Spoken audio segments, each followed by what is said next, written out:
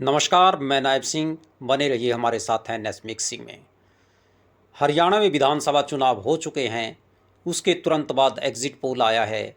Exit poll के मुताबिक हरियाणा में कांग्रेस सरकार बनाती हुई दिखाई दे रही है, तो वहीं भारतीय जनता पार्टी जाती हुई दिखाई दे रही है। हरियाणा की कुल 90 सीटों का जो एग्जिट पोल है, उसके मुताबिक हरियाणा में कहीं कहीं क्षेत्रीय जो पार्टी हैं उनका भी प्रभाव देखने को मिल रहा है, तो निर्दलीय भी चुनाव जीतते हुए दिखाई दे रहे हैं। लेकिन सरकार किसकी बनेगी, मुख्यमंत्री उस सरकार का कौन होगा, ये सबसे बड़ा सवाल है। एग्जिट पोल के मुताबिक अगर कांग्रेस सरकार बना जाती है तो कांग्रेस का मुख्यमंत्री कौन होगा, कांग्रेस में मुख्यमंत्री कौन होगा, ये बहुत बड़ा सवाल है।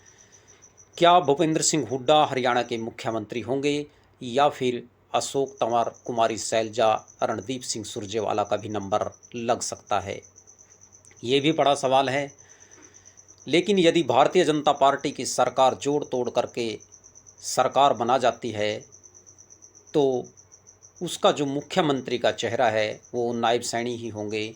ओबीसी के बड़े चेहरे हैं ये नायब सैनी, इनको ही मुख्यमंत्री बनाया जा सकता है। लेकिन सहयोगी दलों को भी कुछ ना कुछ डिप्टी सीएम का जो पद है वो मिलने की संभावना है, वो मिल सकता है। और उसके बिना तो सरकार बनाना बड़ा मुश्किल रहा है।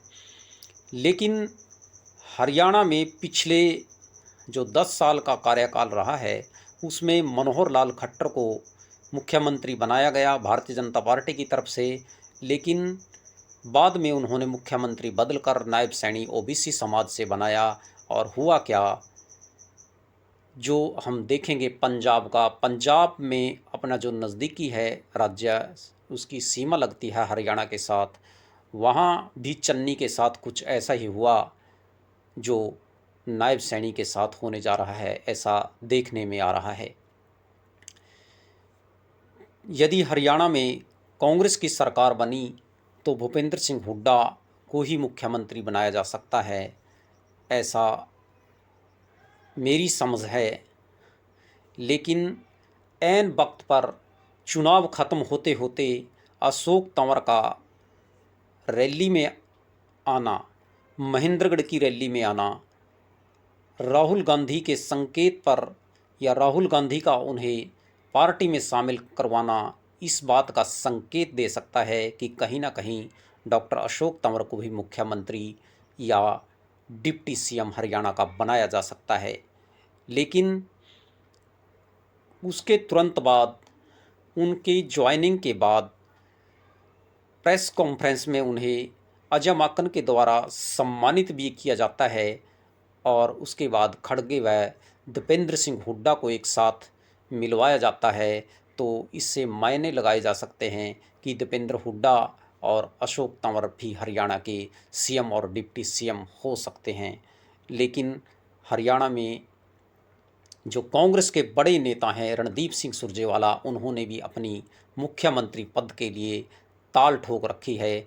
और केंद्र में बड़े नेता हैं, वो जनरल सेक्रेटरी हैं, कई स्टेटों के प्रभारी रह चुके हैं और राहुल गांधी जी के साथ उनकी अच्छी पकड़ है।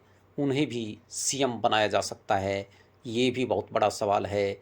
और वहीं कुमारी सैलजा, जिनका देश की राजनीति में और हरियाणा की राजनीति में बहुत बड़ा कद है, सोनिया गांधी और राहुल गांधी की नज़दीकियां रही हैं, उनके पिताजी व खुद भी वह बड़े बड़े पदों पर रही हैं और सिरसा से लोकसभा सांसद हैं।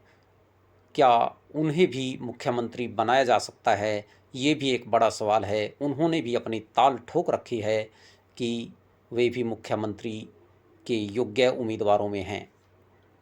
लेकिन ये तो हाईकमान तय करेगा कि मुख्यमंत्री किसे बनाना है और किसे नहीं बनाना है। इनके अलावा हरियाणा में दो नेता और हैं जिन्हें हरियाणा का सीएम बनाया जा सकता है। बड़े की लड़ाई में किसी और को फ़ायदा मिल सकता है, वो हैं उदय भान और गीता भुक्कल। ये दो नेता ऐसे हैं, इन्हें भी हरियाणा का सीएम बनाया जा सकता है, ये बड़ी बात है। लेकिन यदि गठबंधन की बात हुई तो गठबंधन में सबसे बड़े जो चेहरे हैं आईएनएलडी के, वो है अभय चौटाला। अभय चौटाला सीएम तक बन सकते हैं, सीएम की ताल ठोक सकते हैं यदि कहीं ना कहीं दूसरी पार्टियों पे सीटों की कुछ कमी आई और सरकार बनते बनते बीच में अटकने लगी, तो अभय चौटाला और जो आज़ाद प्रत्याशी हैं वो कहीं ना कहीं सरकार बनाने में अपनी महत्वपूर्ण भूमिका निभाएंगे, सीएम तक उन्हें बनाया जा सकता है। लेकिन ये तो कल जो चुनाव हुए हैं और कल को ही यानी 8 अक्टूबर को ही इनकी अब गिनती है वोटों की। इनमें कौन जीत करके आएगा, कौन सरकार बनाएगा, ये तो बाद में देखेंगे। लेकिन सबसे बड़ा जो प्रश्न चिन्ह है वो हरियाणा के मुख्यमंत्री कौन होंगे। क्या अभय चौटाला होंगे, क्या भूपेंद्र दीपेंद्र हुड्डा, अशोक तंवर, कुमारी सैलजा या फिर उदयभान गीता भुक्कल के अतिरिक्त नायब सैनी भी क्या मुख्यमंत्री हो सकते हैं। ये एक बड़ा प्रश्न चिन्ह है जो सोशल मीडिया पर वायरल हो रहा है कि हरियाणा का मुख्यमंत्री कौन होगा।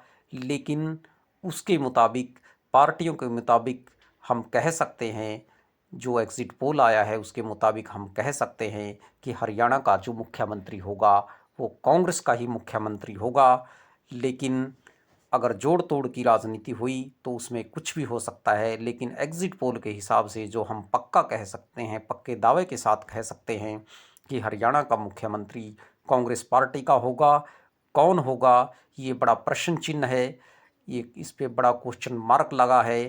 ये इसके विषय में कुछ कहना उचित नहीं है। हाईकमान ने ये तय करना है कि हरियाणा का मुख्यमंत्री आखिर होगा कौन। ये बड़ा सवाल छोड़ करके हम आपके बीच में जा रहे हैं। कमेंट बॉक्स में ज़रूर लिखिएगा कि हरियाणा का अगला मुख्यमंत्री कौन बनने जा रहा है। लेकिन एक बात और हम आपको बता दें, एग्ज़िट पोल पे इतना भरोसा नहीं किया जा सकता। हमने पीछे भी देखा है कि एग्ज़िट पोल के मुताबिक जो परिणाम थे वो नहीं आए हैं। नमस्कार।